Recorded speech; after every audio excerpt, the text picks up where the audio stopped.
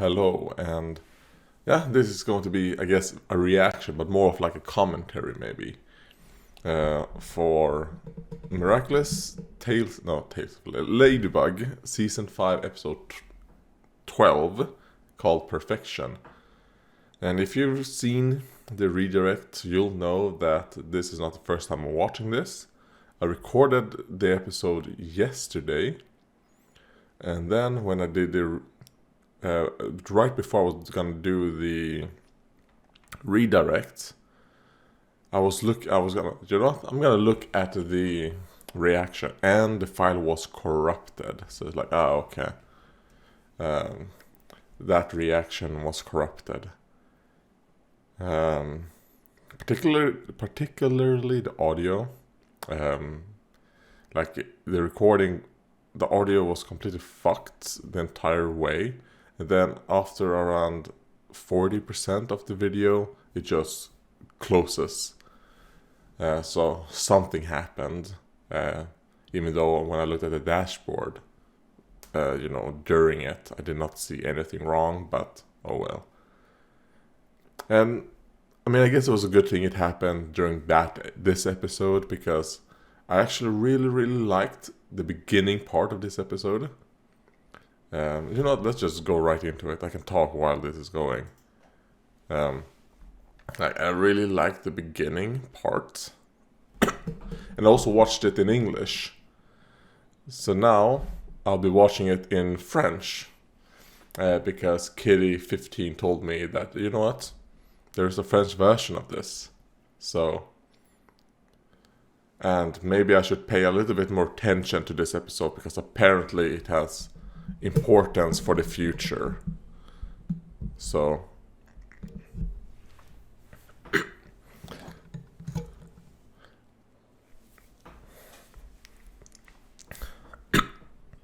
yeah, I remember saying that, I like how this is going. Now when they are able to, kind of like express certain things, feelings of love. And they're happy. Things are going very well. Yeah. And when it was like this, I was like, she probably feels like she hoped she could express herself to Adrian as easily as she does to Cat Noir.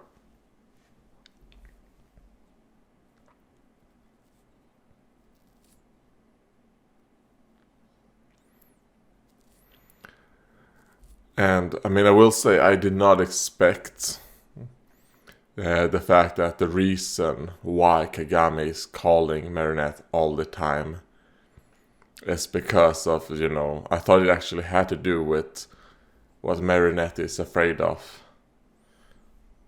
And I was kind of like, yeah, let Kagami just help you. I'm sure she has some advice, but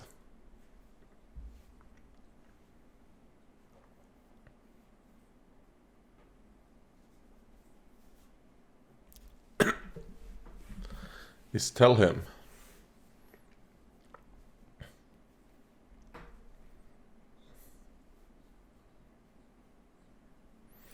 Is that line a little bit different in the English and the French? With how Alia... And I also thought that this episode, before I watched it, during the preamble, I thought that guy, the guy on the right there, I thought he would be akumatized. When I thought of the perfection, I thought that it was gonna be about that guy. He's gonna do a painting. He's gonna try and be perfect, and then Chloe was gonna do something to get in the way of it, and to akumatize him. Because I don't know, in my mind that he was the painter. But then as I watched the episode, it's like, I misremembered, that guy for the redheaded guy.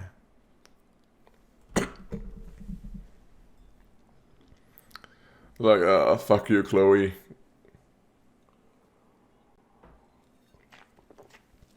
I was so surprised. I was like, wait, what? Lilia, or Lila.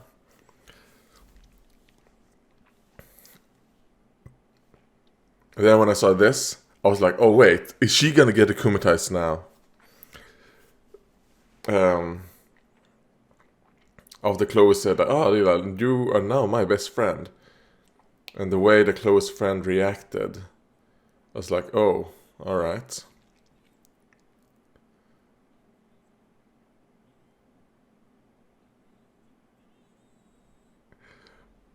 And now, okay, I want to see, how does the word moo and love you and love moo, are they similar, more similar in French than they were in English?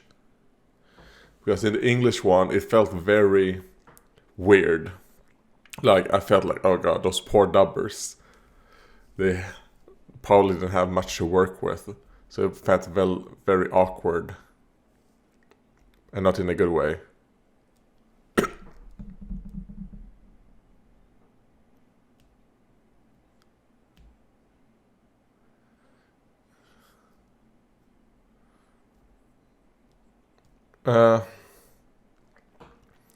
Isn't really that much better. Oh. And I completely missed that she was actually planning on calling Kagami. Okay. I completely missed that the first time.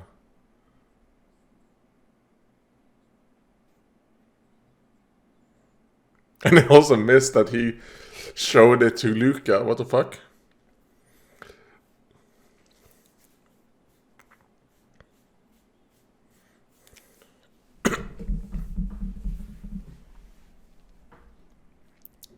Alright, nice. A self-driving car.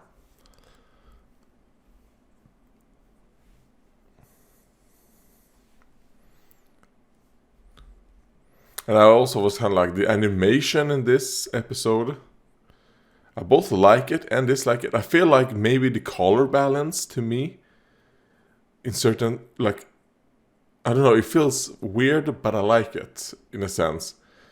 It seems like they're doing a bit more, you know, like fluid movements. And it might feel like a little bit too fluid in certain places. Especially in comparison to what I'm used to with this show. But I think it also has to do with how the colors are a bit. Like, it messes with my brain a bit. Like, I'm too small-brained.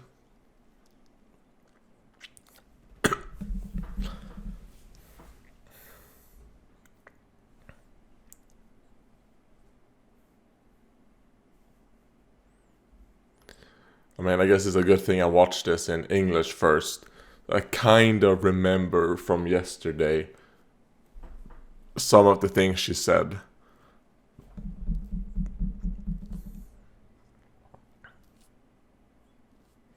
I mean, it isn't as awkward in French, so okay.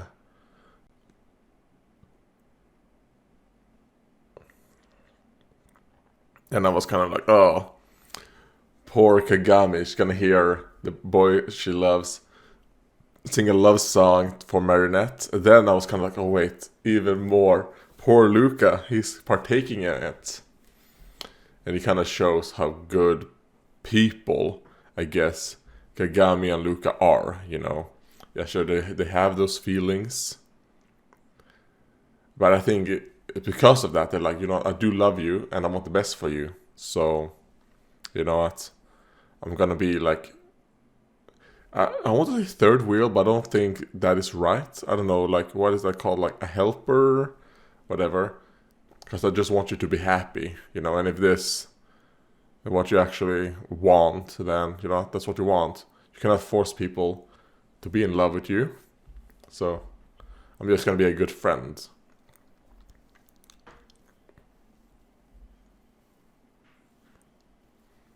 And I will say the French song sounds better than the English. Even though I don't think the English one was bad. I do think the English love song was actually okay. I just think the disconnect between Adrian's normal voice and his singing voice is a bit too big for me. While the French one, it does sound more of Adrian is actually singing. So I think the English voice actor probably had a bit of a problem using like the Adrian voice and doing that love singing, love ballad.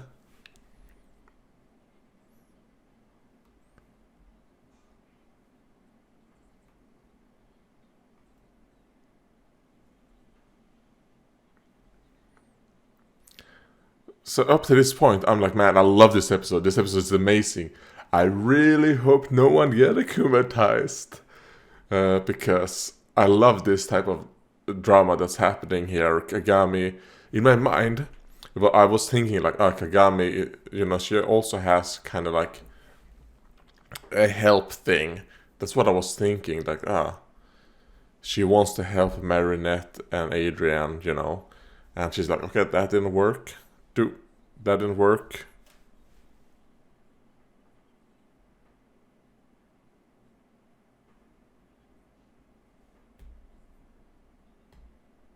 And I like Alia's face right there. She's like, this bitch, Do you see what I'll have to deal with, Kagami?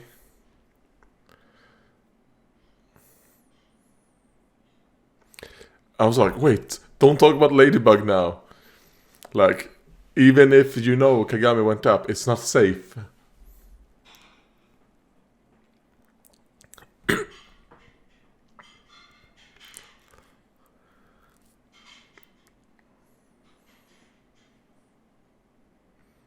Yeah. Man, this would have been good if no one got akumatized. And then I was like, wait, whoa. Lila and Kagami talking. What's happening here? And then I'm loving, like, holy shit, okay. Lila's plan that she's doing here to try and separate Marinette from her friends. That is evil. And I kind of hope that, what? The person who has to deal with this isn't Ladybug. Ladybug is not the one to help Kagami from this. It's Marinette that should help. Because I kind of hope like Ladybug cannot defeat Lila. Marinette, however, can. But obviously it didn't happen. We got some stupid akumatization. And I think I'm gonna skip a lot of the akumatization parts of the episode. Because I wasn't paying attention at all. I was so bored while it was happening. Yeah.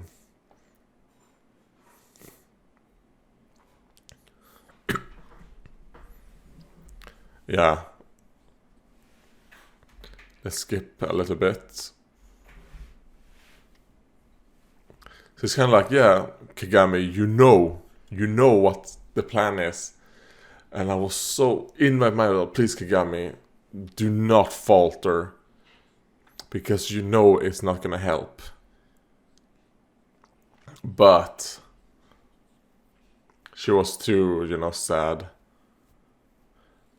And yeah, sure. She was like, because I'm not perfect, I can't be a perfect friend. That's why you don't want to be a friend with me. I understand that. But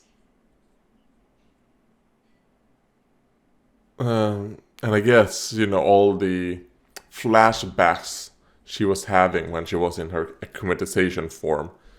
Because she wasn't really destroying shit. She was very, like a calm and collected Mega Akuma. Yeah.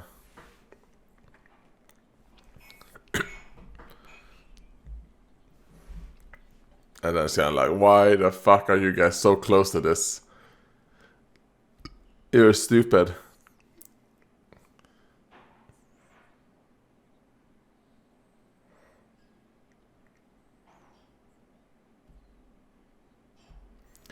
So let's just skip. Yeah, here. When she realized, she's like, oh wait, people actually care about me.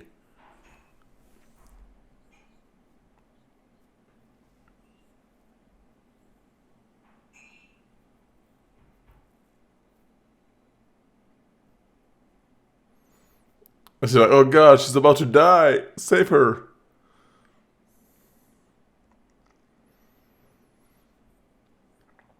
No. Yeah, well, yes, she does, but I wish it would have been about, Ladybug cannot defeat Kagami, especially not Mega Kagami. you know, it's Marinette. Because Ladybug was trying to tell her that, you know what? She cares about you, your friend, you know? And I think, like, well, those words coming from you, Ladybug, doesn't really mean much. If they came from Marinette herself, that would have meant. So it would have been good to see...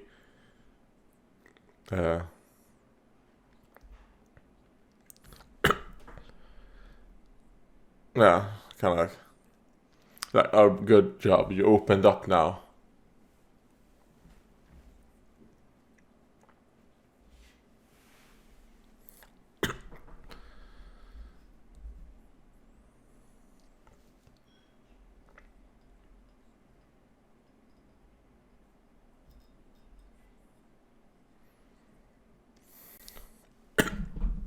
Yeah, you have insecurities.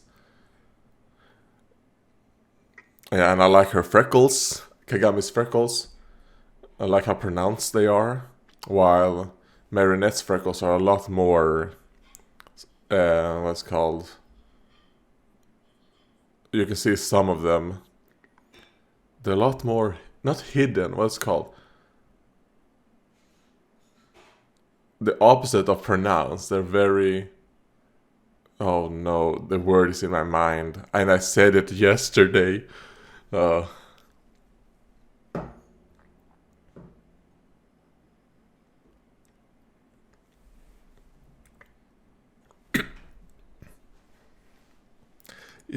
we're gonna be sisters.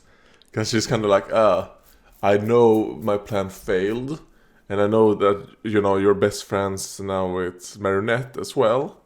I have to be something even more than just a best friend. I'm your sister. That's how close we are.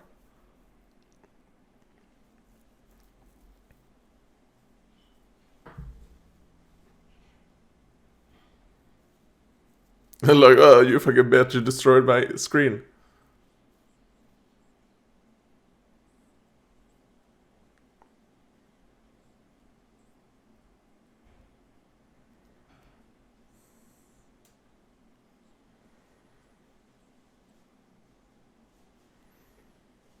Yeah, Gabriel, you fucked up. Like, you're willing to use your son to be mega akumatized because you've fallen, but she's not willing to sacrifice her kid. And for me, it's kind of like, I wonder if it's because she probably does care about her child, but the way she said, you know, my dream and all that, I feel like, maybe she has a dream, and I'm thinking maybe Kagami isn't necessarily, you know, her dream, like she said. It's more along the lines of Kagami is a vital part for her to achieve her own dream. It's kind of like Kagami is basically being used by her mother to fulfill her dream. Like, the mother might not really think about, you know, Kagami's own feelings. It's more along the lines of, even though I do think Kagami's mother cares about her, she loves her, kind of like how Gabriel actually loves Adrian. Like, they love them, but they are so into, you know, achieving their own dream that they might not think, well, what is best for my child, or what will make my child happy, you know? Because I do think that Tsurugi, they just said her name, I completely forgot. She's kind of like that stereotypical Asian parent, you know, that you think about, well, that you see in like media, because I've never seen that in real life. But to be fair, I live in Sweden. Like, I don't think I've met maybe one like East Asian person in my entire life, you know. So yeah, so I mean that is like, and they were very westernized. So it's basically, I met one East Asian in my entire life in real life, and their parents or their family have lived in Western countries for generations. So it's kind of like, yeah, the only thing I know is from, you know, media when it comes to that stereotypical part. But it seems to be like a very high pressure on the children that seems to have really wilted away Kagami's self-confidence. Maybe done it so that she didn't have that self-confidence, or that, that she never built it up to begin with. So it's kind of like, I need to be perfect, because just being whatever I am isn't enough for people. That's why I don't have, best friends. That's why I don't blah, blah, blah. It's because I'm not perfect. I need to be perfect to have those things. While other people, they don't need to be perfect because they're better than me. I think it's kind of some type of like inferiority complex fueled by her mother. But hopefully, we've seen her chip away at it. And I do think this episode really made it so that Kagami is gonna be like, okay, I don't have to worry about that. And I think that is where a conflict is gonna happen between Kagami and her mother. Because Kagami, having that self-confidence, maybe want to do stuff for her own and not be just what is perfect in her mother's perspective, might go against what her mother's dream is. And then the mother might have to learn that, you know what, my dream is not the same as my daughter's dream, and I shouldn't push, my dream on my daughter. If I cannot achieve my dream without sacrificing my daughter's happiness, then, well, I failed at my dream. If you cannot achieve it, yourself without basically hurting other people, then, well, goodbye to your dream. So yeah, I guess that is my recollected commentary, I guess, of this episode. I will say, skipping the entire Akuma part made me enjoy the episode a bit more. Me just re-remembering things made me enjoy it a bit more. I will say that this, I barely reacted to the episode itself that was in front of me, because I was trying so hard to remember stuff, but oh well. This is just something to try out. So yeah, thank you for watching, and goodbye.